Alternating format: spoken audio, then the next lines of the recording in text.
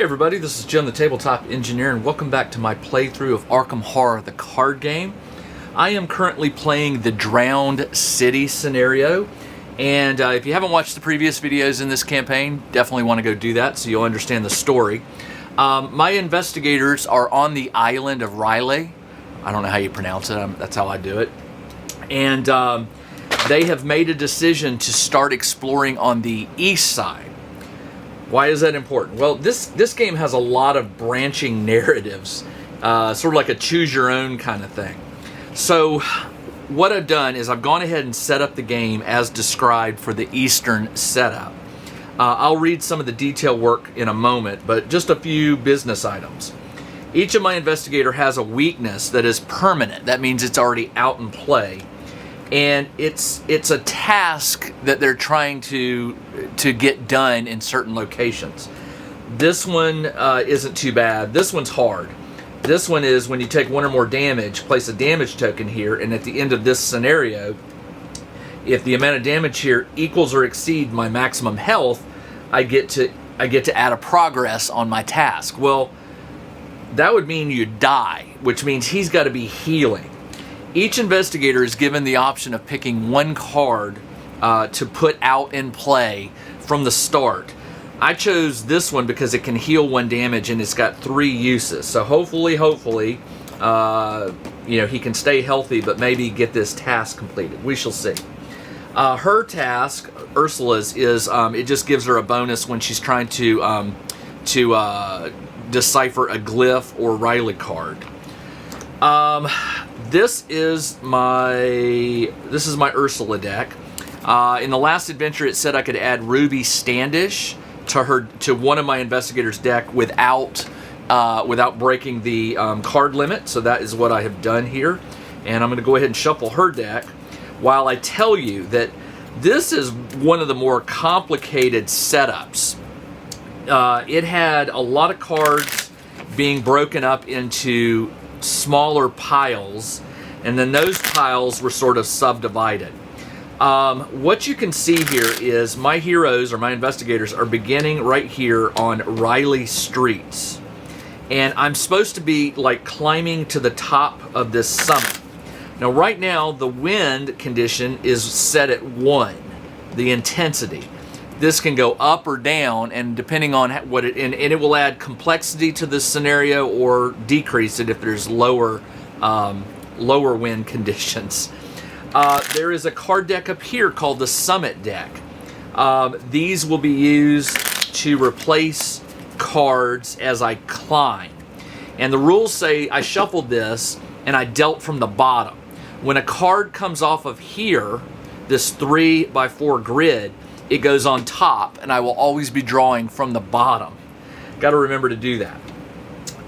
Let's see, what else? There's a lot going on. So I'm going to go ahead and read you some of the details here. So I chose the Eastern Expedition. It says the streets of Riley are flooded with stagnant water and a foul, bilious smell you cannot identify. After spending hours making little progress from where you made landfall, you find a climbable path up to the summit. Using your rope and a little climbing gear, you reach the nearest vantage point. The ancient dome beckons to you in the distance. Just don't look down, Ruby says. If you fall, I'm not peeling you off the ground. The alien city sprawls for miles. Chunks of broken spires are suspended in the air above collapsed towers, and colorful reefs hang from the undersides of ancient bridges. Decaying wrecks of ancient ships lean precariously atop the obsidian spires, swaying gently. You and your companions stare in awe at the unbelievable landscape. A gale-force wind nearly sweeps you off your feet. You steady yourself and look to the south to see dark, angry storm clouds crackling with green energy. The breeze reaches a howling crescendo, then suddenly dies down. The landscape below seems to rearrange as miasmic clouds bend and swirl.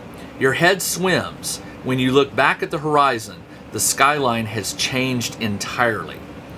There are 2 tasks here that I'm not supposed to read because my adventurers do not have these. So I jump over to the setup, which I've already done, And I've set out the cards as desired here. And now I'm going to read you the agenda and the act. There is only one agenda. Yeah, I mean, that's it.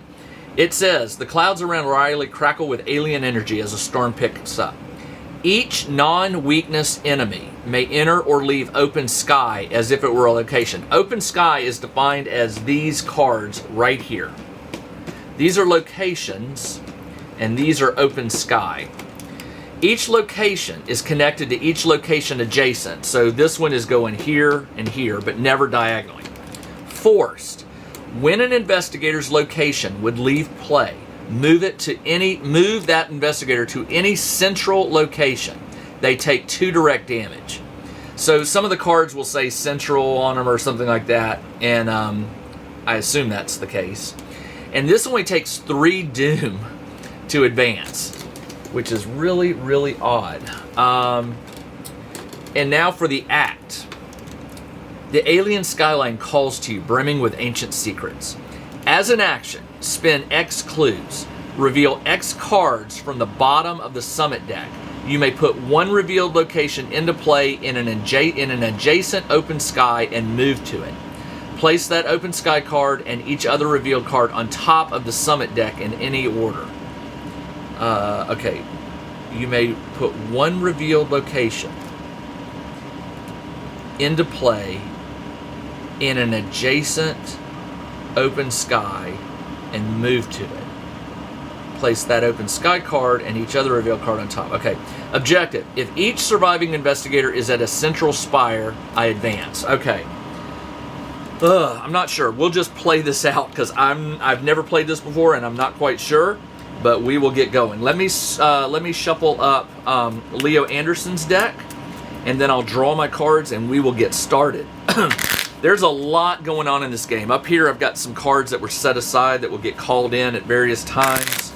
I don't know how long this scenario will take, although with 3 doom, it does not look like it will take too long. Let's go ahead and draw our cards. Leo draws 5. 1, 2, 3, 4, 5. And I'm going to see if I mulligan. No, no, no, no, and no. I will keep all these. This is good. I will keep these. I also start with 5 resources on each one of them. 1, 2, 3, 4, 5. 1, 2, 3, 4, 5. All right, let me draw Ursula's card. 1, 2, 3, 4, 5. Don't want that. Don't want that. Good, good. Maybe good. I'm going to get rid of these 2 and draw 2 more. 1, 2. And I think I'll keep those. And these get shuffled back in. And we are ready to play. All right. Since my heroes begin here, I need to get to a central location. It says if each surviving investigator is at a central spire, you can advance. So I got to find a central spire. All right, so we flip this. It says central if each surviving investigator is at a central spire, I can advance it. Well, they start at a central spire. That's weird. Riley streets cannot be moved or leave play. Spend 1 to 3 resources. Place that many clues from the token pool on any revealed location. Limit once per round. This one has 6. 3 per player. 1, 2, 3, 4, 5, 6. I am not certain I understand this. Objective. If each surviving investigator is at a central spire, advance. Okay, I see. Spend X clues. You need clues to reveal X cards from the bottom of the summit deck. You may put 1 revealed location into play. Searching the spires. I just don't understand this. Alright, this is very weird. So, during this scenario, locations on the sky will enter and leave play. Cards are always drawn from the bottom. Okay. Investigators cannot move into open sky unless otherwise indicated by... So, I see. So, to replace this, to be able to move, I need to spin clues. Reveal X cards from the bottom. Okay, I understand. So to reveal this, I have to move to it, but you can't move to it. During this scenario, locations...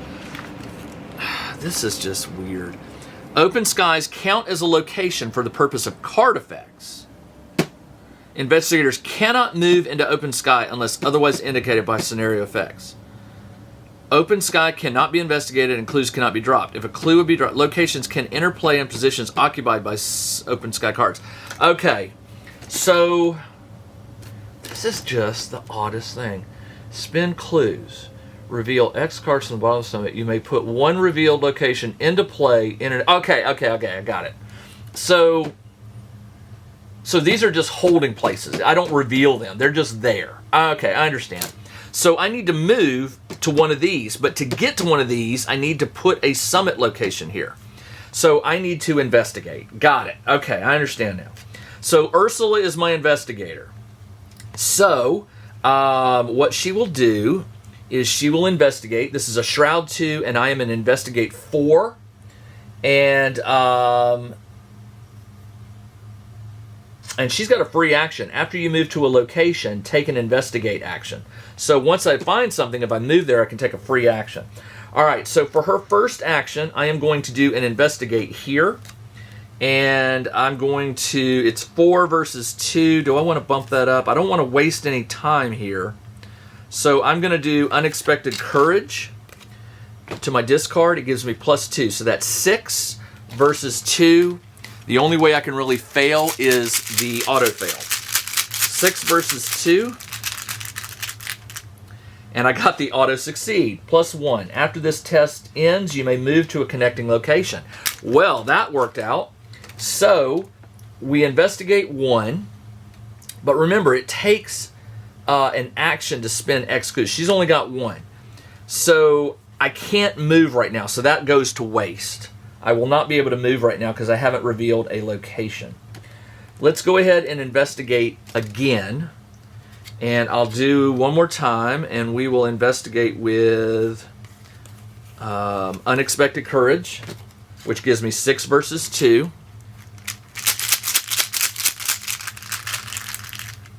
6 minus 2 is 4. I still succeed. So I get a second clue. And now I'm going to, as an action, I'm going to spend these 2 clues to draw 2 off the bottom. 1, 2. And it says, reveal 2. You may put one revealed location into play in an adjacent and move to it. Place that open sky and each other revealed card on top of the summit deck in any order. Okay, so I pick which one I want. I don't think I look at it. I just take it. I'll pick this one, and let's put it here. And that means this and this go back on the summit like that. I'm gonna put that on top. All right, it says in any order. All right. Now I could move here, but she's out of actions. That was her third and final, so she is done. Now, I think we should choose Leo to start moving and let her get all these clues and reveal places. All right. So for his turn, he could investigate, but he's 3 versus 2. And now I can move all the way across. I don't have to move. I don't have to reveal these. So let's move here for 1 action. And it says... This says, when you would enter this location, if you do not control the obsidian claw, you must spend 1 clue or test 2 agility. If you fail, you cannot move. All right, so I got to test 2 agility. His agility is just 1. Ugh. I'll do manual dexterity to bump it up 2, so it goes up to 3 versus 2. So this is my move action. This will fail, and it would be a waste of an action if I don't get it. 3 minus 1 is 2, so I am able to move. All right. We moved here for 1 action. It says you cannot trigger abilities on firearms while you are at magnetic spires. As an action, each investigator at this location may spend a clue. Choose an open sky up to 2 spaces away. Swap magnetic spires with that open sky. And you move with it, by the way. Each investigator spends a clue. Choose and open sky up to 2 away. 1, 2. So this would be 2, and I could swap it there. Interesting. Okay. This is not a central location. I wonder... this is weird. I don't know. Okay, that was one action. For a second action, he could move here. When you would enter, if you do not control, do an agility test. So he's not going to be able to do much moving around. Okay. But he could investigate. He's got an investigator 3 versus 2, and I'll give up perception to make that 5 versus 2.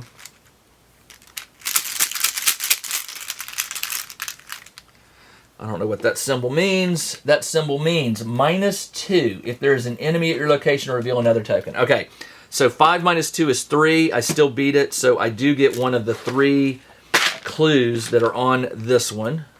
1, 2, 3. So I get one of those.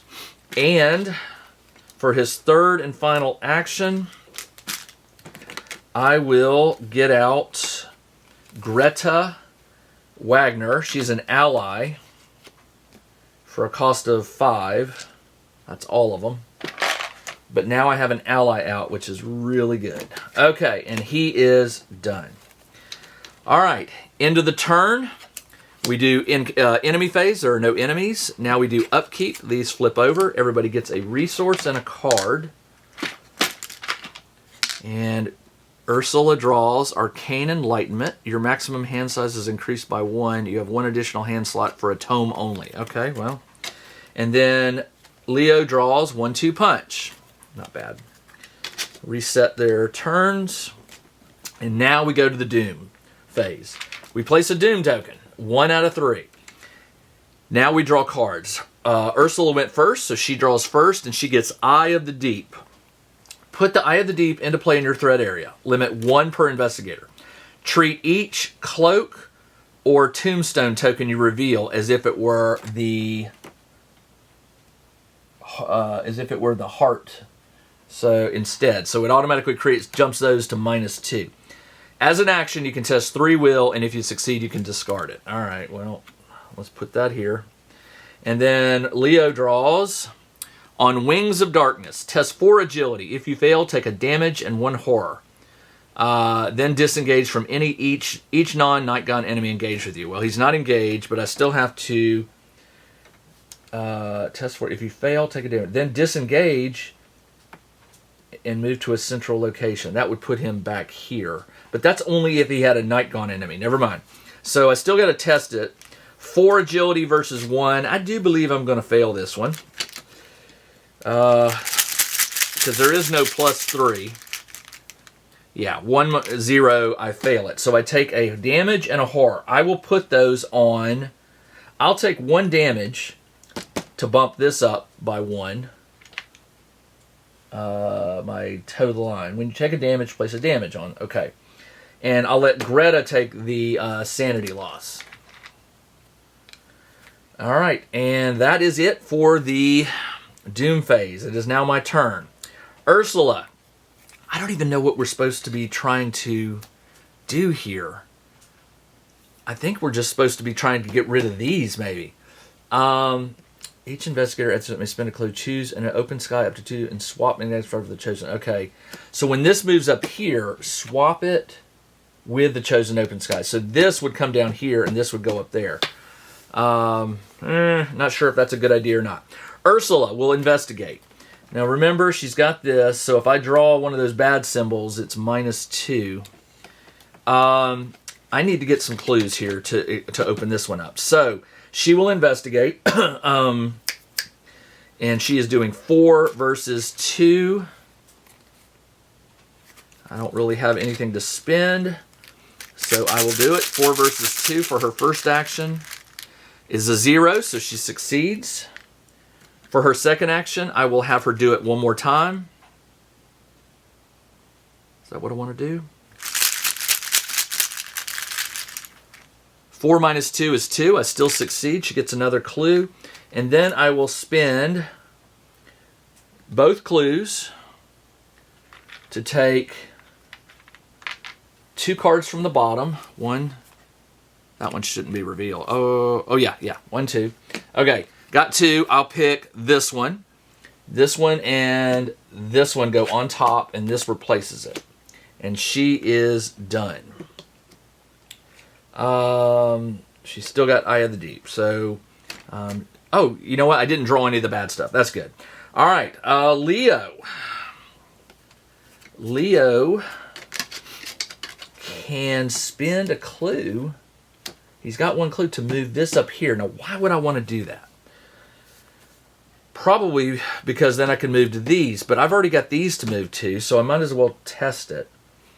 His agility, her agility, she's the one that should be moving, not him. He's got such poor agility. Let's have him move back to here. He will, well, he'll investigate first. Let's see if we can get another clue off of here.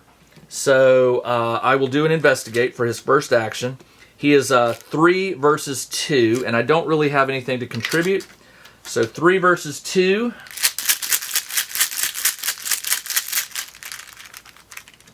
Zero. All right, I do get another clue. That was my first action. Do I want to take that final clue? Because he's going to move here, and there's not right. Yeah, let's try it. Second action, I'm going to investigate again. 3 versus 2. 3 minus 1 is 2. He tied it, so he gets the clue. And then for his last action, he will move here. And they are both done. That is the end of the investigation phase. We go to enemy phase. There are no enemies. This goes away. And we ready them. They each get a resource and a card. Ursula draws an ally. Not bad. And Leo draws an ally himself. Okay. Leo DeLuca, which by the way gives me an extra action, but he costs 6 to get out. That was a bad move. I got Greta. I should have saved for him, but I didn't know when he was going to come up. All right. So that is it for that. We place a Doom token. And we draw a card. Ursula went first. She's got St. Elmo's Fire. Attach St. Elmo's Fire to the nearest location without it attached. The nearest location without it would be, let's put it on this one, because we're not going back there. When the round ends, each investigator at this location takes a damage. Attach St. Elmo's Fire to an adjacent location. When this round ends, so it has to go to an adjacent with investigators if you can. Okay, so it's going to move. Oh, how do you get rid of that? Attach it to the nearest location. Forced. When the round ends, each investigator takes a damage, and then you attach it to an adjacent location. So it just moves around. Oh, that's bad. Okay, so I'm not here. Leo is here, so I won't take any damage this turn. That was her draw. Leo draws Wings of Terror. Put it into play in your threat area. After you fail a skill test, discard cards from the top of the encounter deck until an enemy is discarded. Either draw that enemy or the enemy attacks you from the discard pile. Then discard Wings of Terror. Discard cards until an enemy is discarded. Either draw that enemy, which means it won't damage you that turn, or the enemy will attack you. Ooh, okay. And then you get to discard it. Well, Leo is the fighter, so that may be the best for him. All right, that is it for the Doom phase. We have one more Doom before this flips. My guys are both at a central location. Do I want to flip Search the Spires? I didn't find whatever that thing was that I was supposed to find, but I'm worried that if I move here on this next turn, this is going to trigger and it's going to get harder. Let's take a chance. I'm going to keep going. All right. She has, she's revealed this one. She can move to it. When you would enter, do a test 2 agility. Her agility is 4, so she will do a move action. You know what? I'm going to put out, for her first action, I'm going to put out hyper awareness for 2 resources, because it will allow me to spend resources to jack up my investigation or my agility, which is awesome. All right, I'm going to try to move here. So I need to do a 4 versus 2. And I could pay a resource to try and do it. Let's spend a resource. Make it 5 versus 2. 0. I am able to move here. Flip it over. It has 3 clues on it. 1, 2, 3. It says you cannot trigger abilities on firearms while you're at magnetic spires. Another one. Each investigator can spend 1 clue to choose an open sky up to 2 spaces away to swap it. All right, so she is here. And she has no more clues. Each investigator at the scope spend a clue. So she needs to, she moved for her first action. For her second action, she'll do an investigate. And she's doing 4 versus 2. Wait, she played a card, she moved. She's only got 1 more action though. I will...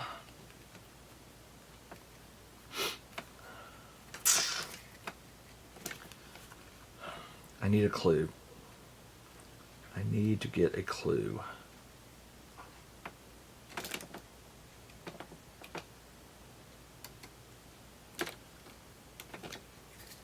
Okay. Let's do it. 4 versus 2. This will be her last action.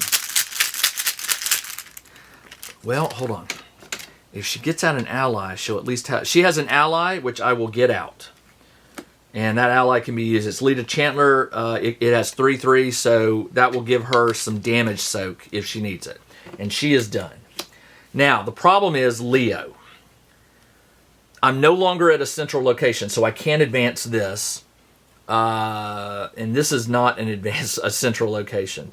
So, does he move up here and spend some of his clues to reveal another location? I think I want them together. And he's got to move because the storm is going to move here. Well, it says it will move to an adjacent location with investigators if able. If he's no longer here, I could move it here and get away from it safely. So let's do that. I'm going to move him for his first action here. Now I don't have to do the agility test because this card is flipped, and I don't have to do the it's already been revealed, so we're not entering it. So he moves. He has a clue, so we could. It says you may spend a clue to choose an open sky up to 2 spaces away. 1, 2. Let's spend a clue for his second action, and go. This one will get removed, and we'll take 1 off the bottom, put it here, and this one goes on top. All right. I don't know why I'm doing that. I just feel like that's necessary. I haven't taken any skill tests, so I don't have to do this. He moved. He did a reveal. Does he want to try to get any more clues, or does he want to use a resource?